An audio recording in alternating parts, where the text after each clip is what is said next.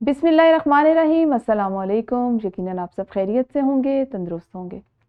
मैं हूं आपकी उर्दू की मुअल्लिमा अक्सा जाहिद अकबर और हम आज भी लिफ्ट नंबर 56 के बारे में पढ़ेंगे।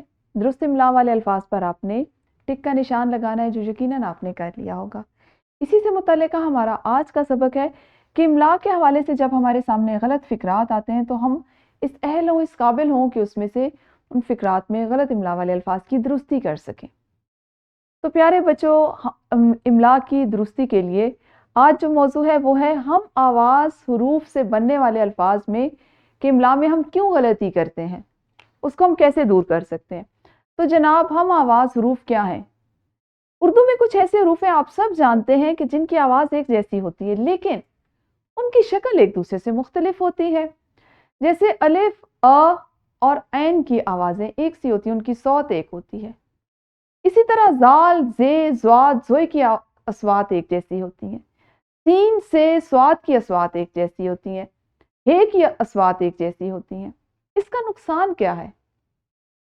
गुफ्तगू में तो हमें इन अस्वात के फ़र्क का अंदाज़ा नहीं होता, क्योंकि बुनियादी तौर पर ये अरबी और फ़ारसी के लहजे में अस्वात की अदाई मुख्तलिफ है, तो वहाँ इनका फ़र्क मालूम होता है।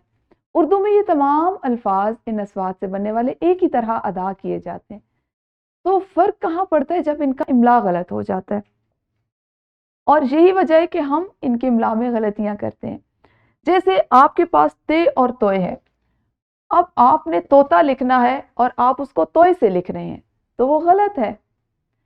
इसी तरह अलिफ और ऐन है, से, सीन और स्वाद है, आपने सही लिखना है और आप उसको सीन से लिख रहे हैं, तो वो गलत है। इसी तरह हे और हे है, काफ और क्याफ है, जाल, जे, ज़्वाद और ज़ोय है। याद रखें, हर्फ बदलने से लफ्ज का मतलब भी बदल जाता है। जैसे मुझे तुम्हारी अलमनाक कहानी सुनकर अफसोस हुआ, ये लफ्ज है अलम। अलम कहते हैं झंडे को, ठीक है? ये लफ्ज क्या है? अलम। इसका मानी है झंडा। अब अगर मैं आपसे ये कहूं कि मुझे तुम्हारी अलमनाक कहानी सुनकर अफसोस हुआ, तो इसका मतलब बनेगा मुझे तुम्हारी झंडे वाली कहानी सुनकर अफसोस हुआ। तो ये तो बिल्कुल गलत हो गया।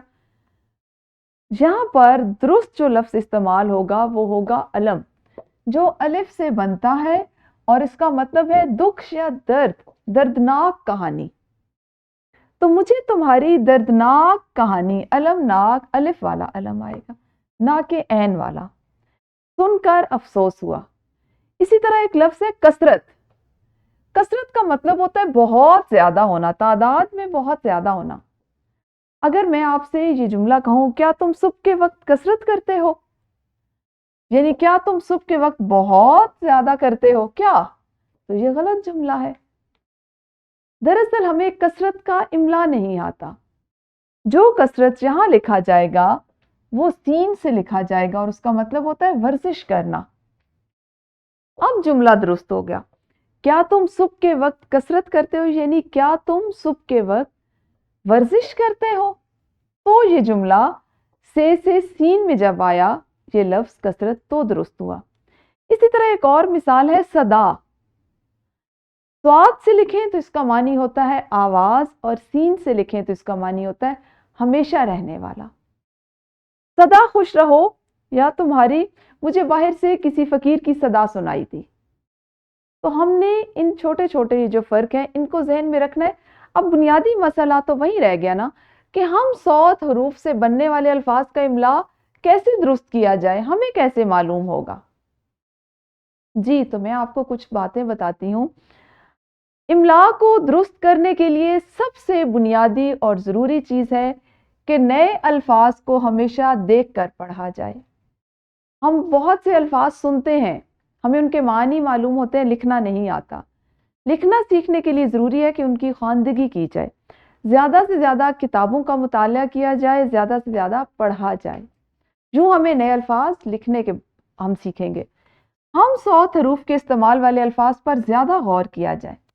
हाईलाइटर पास रखें ऐसे अल्फाज जो आपके लिए नए हैं या जिनमें हम सौत हरूफ इस्तेमाल होते हैं, उनको खत कशीद कर लीजिए ताकि वो आने वाले दिनों में भी आपके लिए रहनुमाई का बायस बने। اس کی جلدی سے مشق کیجیے تدریسی جانچ کی صورت میں تاکہ املا درست ہو سکے، بہتر ہو سکے، اور گھر جا کر بھی آج آپ یہی کام کریں گے نکھار کی صورت میں۔ اپنا بہت خیال رکھیے۔ اللہ حافظ، شکریہ۔